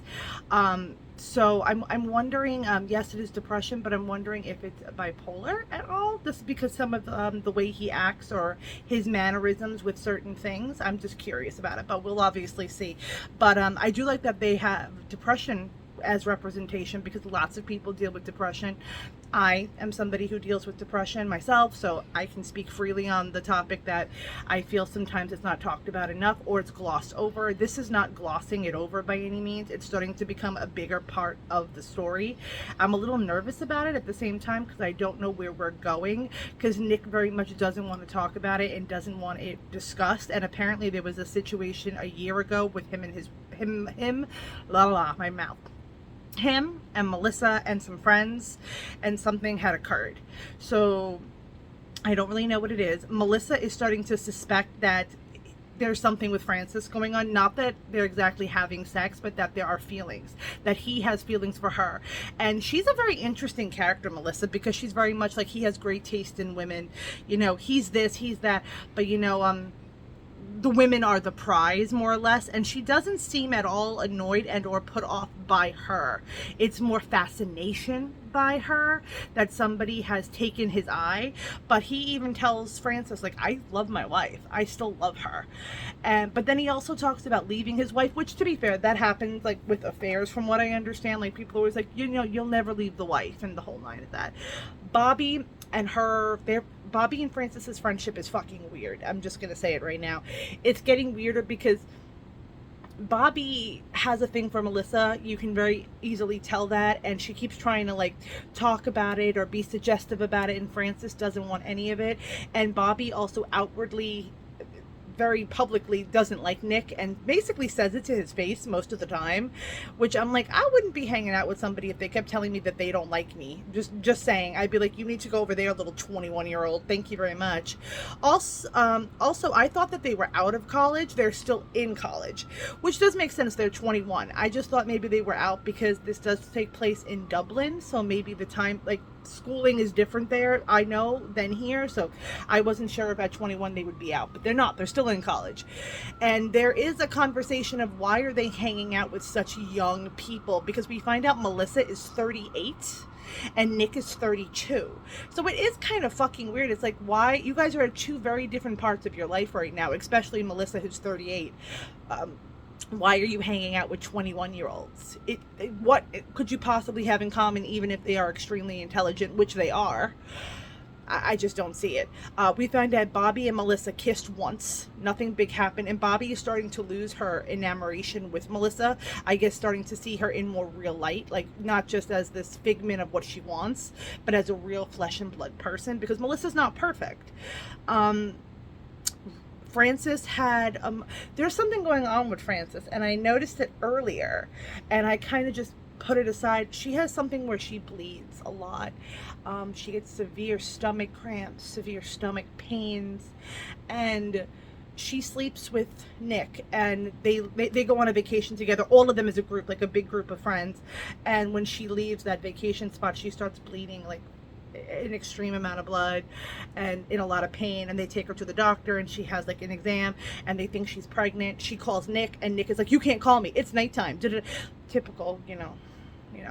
And she was going to tell him I'm in the hospital, but then she was like, never mind, why should I don't even think he cares, because if he cared, he would be asking me questions, not assuming I must be drunk to call you. So I'm like, I get that. And then they give her pills, like birth control pills, more or less, and send her home. I am curious if we're going to find out that she has some kind of medical situation, because this has been talked about briefly earlier on as well, and now it's being talked about again. So I don't know if down the road we're going to see her have some kind of fertility issue, or an issue with her ovaries, or like something going on there, because she went to the ER and they more or less put a band-aid on it by like, here, take these pills, you'll be fine. Which was a little like hard to read, because I suffer from a situation quite similar to that, and I'm on medication for it, and kind of that's what happened to me when I went to the ER the first time. They didn't want to test anything. They were just like, take some pills and that'll fix it, when in reality I had found out that I had PCOS. So I wonder if that's going to be a conversation, and if it is, I kind of will enjoy that, because then we have a conversation on depression. We have a character that is a lesbian. We have another character that is bisexual. We also have the conversation of fertility and PCOS. I like these kinds of conversations, and it says conversations with friends. So I guess these are all the things that go on in somebody's life, all the different aspects of a life. And if that's the situation, I have no idea. I'm just making a jump and a leap because of something that happened to me, and it kind of happened more or less in some ways the same, of let's just put a band-aid on the situation here when nobody's really looking into things. So I'm wondering if that's going to be something, but I'm loving that we're having very complex characters. I'm loving that we're having conversations on a plethora of topics. I'm also really enjoying the fact that if it is that we're shining a light on an issue that I don't feel like it ever gets talked about enough, which is depression, which is sexuality, which is health, women's health especially, that gets ignored quite a bit at the time. So and this is a female author as well, so I feel like if anybody's going to do it, it's going to be her that does it. And she's amazing at doing things like that and having conversations that are hard and confusing and sometimes you want to look away from. What do I think is going to continue with the book? I think it's going to be one of two things. I think Frances and Nick are going to hook up and maybe they're going to stay together, but I don't think they are. I think it's going to be, this was a chapter in her life. She moves on. She grows up from it. Maybe there'll be an unwanted pregnancy there because it's kind of been spotlighted that that's a possibility sprinkled, but I don't believe it will be. I believe there's going to be something with Frances's health, and I believe Nick's depression is going to play a big part as we go forward, because I also think he's going to have severe guilt for cheating because he is someone that has never done that before, and he's already confessed little things to Melissa because he has said he's a horrible liar and he doesn't like keeping secrets, which I do find funny because as an actor, you know, you have to constantly change and be somebody else, and maybe that's another reason he's not so skilled at that field, is he's just not capable of lying to the extent that you would have to play different roles and to become somebody else more or less on screen. But that's a personal observation. I think Frances and Bobby are not going to be friends because I hate their fucking friendship. Honestly, I think they're fucking annoying. I hate Bobby. I don't like her at all. I just think she's a bitch. And she's very selfish. She's very self-involved. And you can just see the jealousy of how she feels for Frances. There's so much jealousy of the fact that her friend is smart. Her friend is beautiful. Her friend is obviously wanted in a way by Melissa and Nick that she's not. And not only sexually, but just like her conversation, her being able to sit back and relax, her to not always have to be on, like how Bobby is. There's something so calming about Frances versus Bobby has to constantly be in motion. And I think that's becoming an issue in their friendship. Also, now Bobby knows about Nick and her hooking up because she kind of walked in on it almost. So it kind of had to be talked about. I think that they're not going to be friends. I think this is going to end with Frances writing a book, and this is the book. That's my assumption, but I don't know. But I've been talking for 10 minutes about this. I will see you guys when I finish the book, and we'll see what was right and what was wrong. Sorry about the low energy today. Hopefully it gets better. Bye. Hi guys, I am back, and it is much later in the day, and I am officially done with Conversations with Friends. I finished it a little while ago, maybe an hour and a half, 2 hours ago about. It was good. It was a good book. It was not a bad book by any means, but I will be honest, I'm a little disappointed, honestly, because the way that this book started out was so strong. I really loved it. I loved the characters. The writing was impeccable. The dialogue was great. One thing that Sally Rooney does do is amazing dialogue. When she starts writing and she starts writing the characters speaking to one another, you are just entranced. You can actually almost see it as a film or as an adaptation, so it does make sense that this and Normal People have been turned into programs of their own, because I can see that. But the second part of this book just lost me. It just did. I got really bored. I got bored by Frances as a main character. Look, I don't have to like a main character. Actually, sometimes I think it's refreshing when I don't connect with them or I don't really like them, but I didn't connect with any of the characters really. And the things that at first I liked about Frances, her youth and her innocence and her naivete about certain situations, slowly bordered on this boring. And I felt as a character, she was also very shrewd to so many people and really rude, and somebody who used her intelligence as a shield and felt like because she thought and or knew, sometimes I think it was more thought than knew, that she was the smartest person in the room, it gave her this shield up around herself. And it became really boring to read a character like that who didn't really grow. Even towards the end, she really didn't grow at all as a character. I didn't hate her necessarily. I just couldn't connect with her. And there were aspects of her character that as the story progressed I did find interesting, I'll have to say. Oh, let's get to what we've learned first of all, and then I'll go more into like my opinions. Sorry, as I said, I am sick, and I believe this cold is slowly morphing into the flu. I have severe body aches, so I am going to try to get through this with a clear thought. We'll see how it works out. But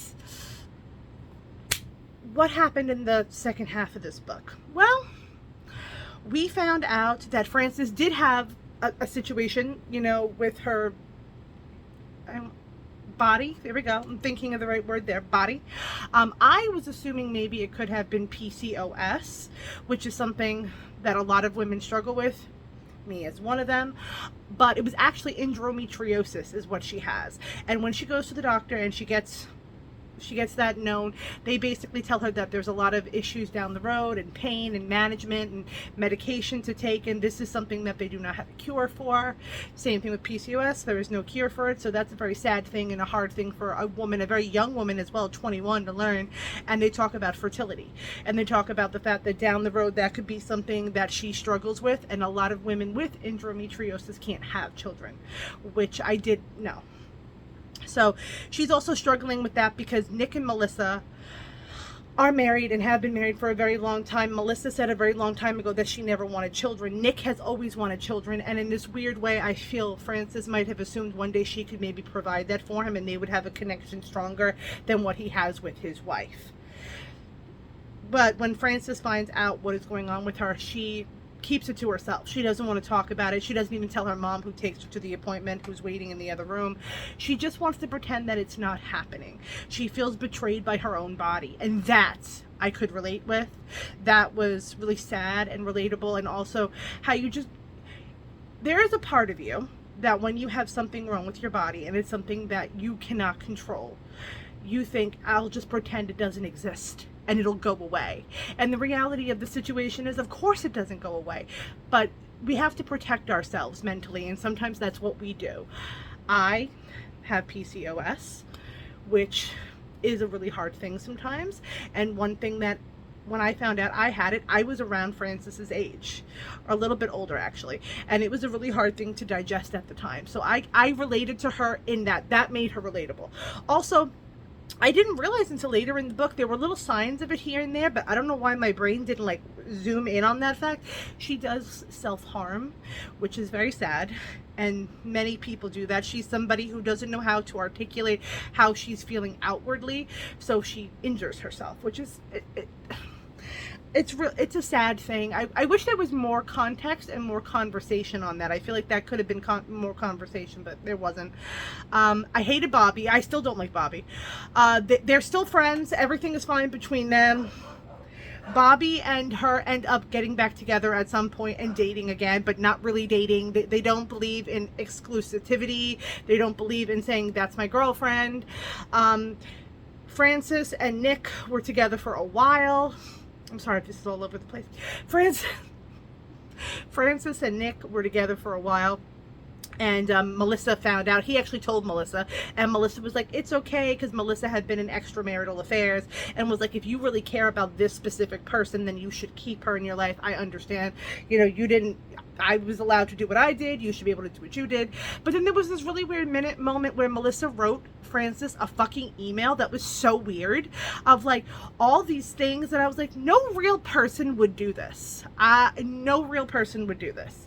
And that's another part where I started to lose the reality of it for me. I was like, this would never happen, where somebody gives, this email was like 8 pages, by the way. I'm like, this woman got a lot of time on her hands for a journalist. Like, I wouldn't be doing all this work right now. And also, it's kind of uncomfy, because once you really do realize the age of Melissa and Nick, Melissa's 38 years old. Nick is 32. By the end of this novel, he is 33. These girls, Frances and Bobby, are 21 years old. There's a huge gap in experience, a huge gap in your mental state, and the fact that Melissa and Nick are even entertaining these people, I just feel like they're looking for happiness outside of their marriage, which, hey, you know what? Not everybody has to be monogamous, and that's fine. But I also feel like there's a sense of being used by these people.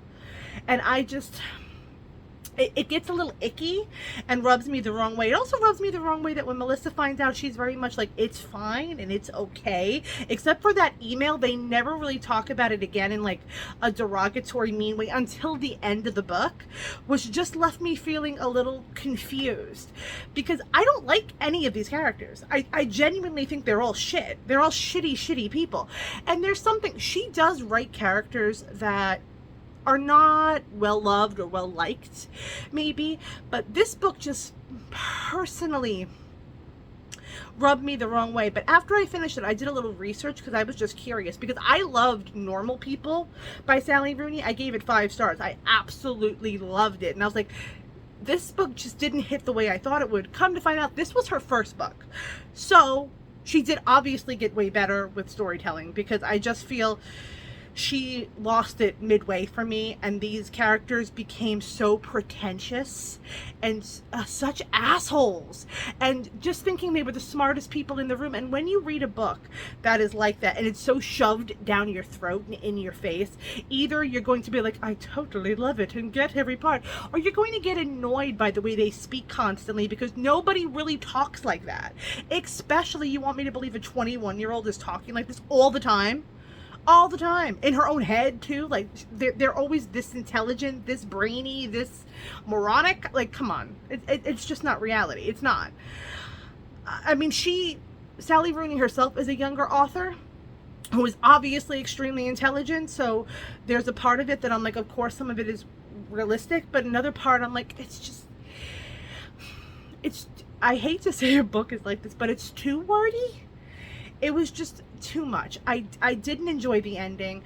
I also felt there was no tension to this story whatsoever, because I thought the whole way it's like, oh, they're gonna hook up. Okay, they hooked up. Okay, now Melissa and Nick, they're gonna get into a fight. It's gonna be a thing. It was never a thing. Everybody was like kumbaya about it, and it was fine.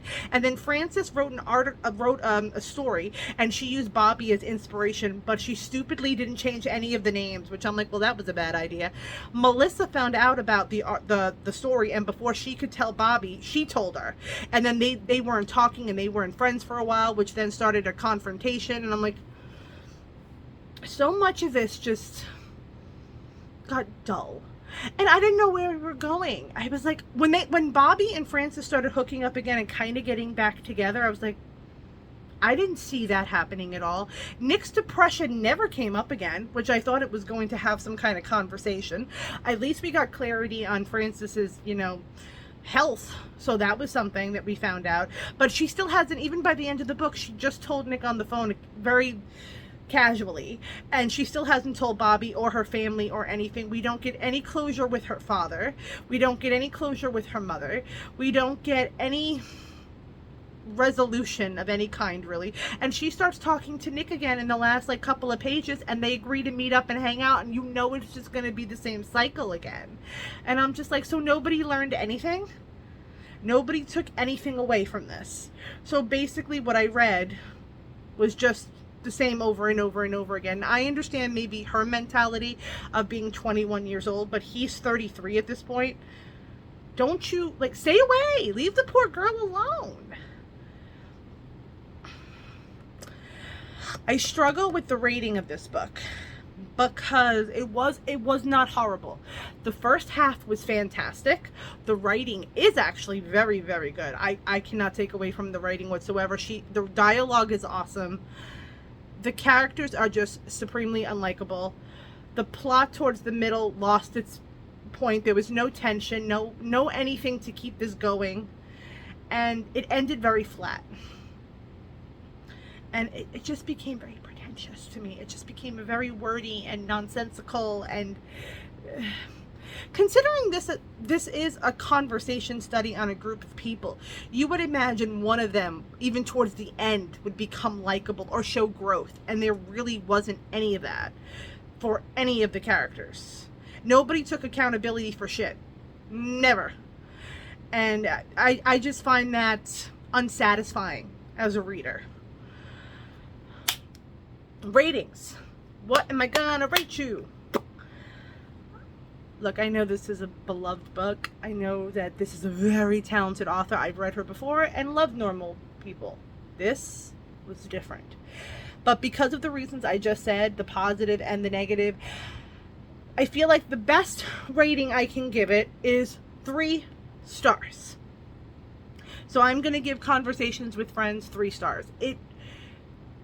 The good was very good, but the bad was very bad. So you kind of have to outweigh both, but one thing that definitely sells it is the writing. The writing and the dialogue alone are good enough to always push it a little above. And I did have fun for more than half of the book. So it was going in a direction that I felt was good. I can also see how people could love this book. I, unfortunately, am just not one of those people. I enjoyed myself. At the end of it, I wasn't like, oh, I wasted my time, but I was just like, all right, that's what I read. Okay, then. It was very okay. It was very average towards the end of it. Will I give this author another chance? Hell fucking yeah, I will, because I love normal people. And this was her first book. There's also that of when you are an author and it's your first novel, there are going to be some flaws, some issues, some things that people have problems with. And I didn't have these problems with normal people, which was she wrote after this book. So I would like to believe that the next book I read from her will probably be around the lines of the first book I read, and I'll enjoy it a lot more. I'm going to definitely give it a chance. Now, I know there's a Hulu adaptation of this. Let's talk about that for just 2 seconds. I very much want to watch that. And I was like trying to imagine what these characters looked like in my head. And then I found out, look, I'm just going to say right now, I'm a Taylor Swift fan. I genuinely am. I never would not like somebody because of something in her relationship or her past or whatnot.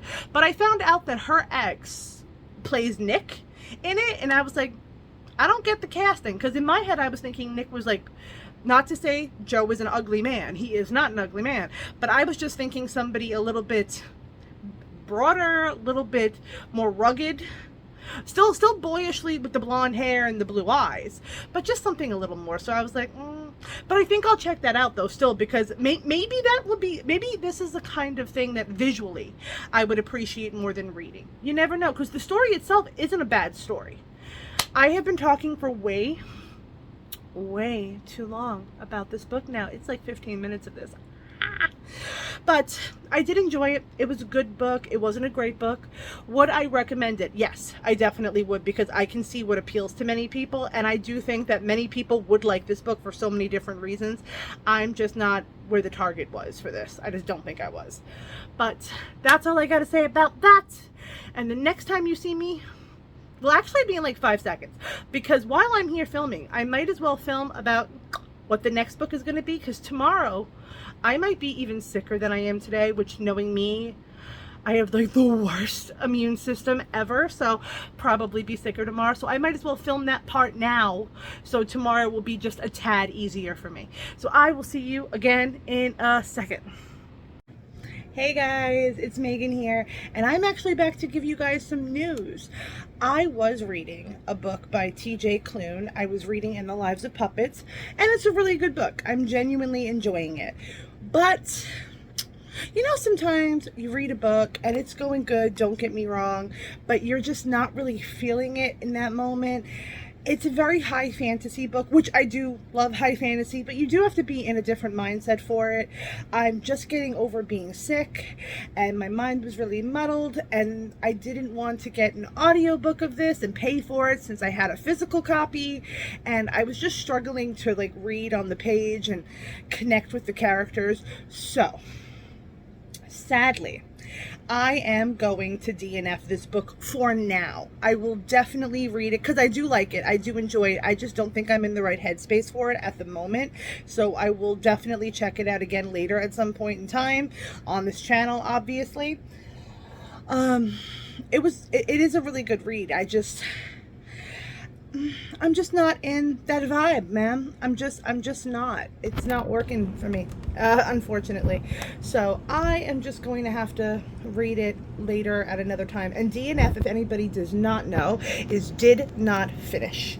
So I'm just going to DNF it right now, which is kind of sad too. I'm over 100 pages in. I'm like 198 or something like that, and I was reading it the other day, and I tried to pick it up yesterday, and I was feeling so sick, and I was like, nope, I can't connect with these characters. And now it's the next day, and I'm not feeling it, sadly. So I'm just gonna have to say no to that. And that is actually going to be the end of this video, which is kind of sad that like there's not another like video of me saying like this book feels like this and I love this book. But that's okay, because the new week is starting quite soon and I have a plethora of books to read, and I'm very excited for the ones that I will be reading. But unfortunately, In the Lives of Puppets has been DNF'd for now. But I love you guys, and I will see you guys literally like in a couple of days for the next week. I'm so excited. I'll see you guys then. Bye.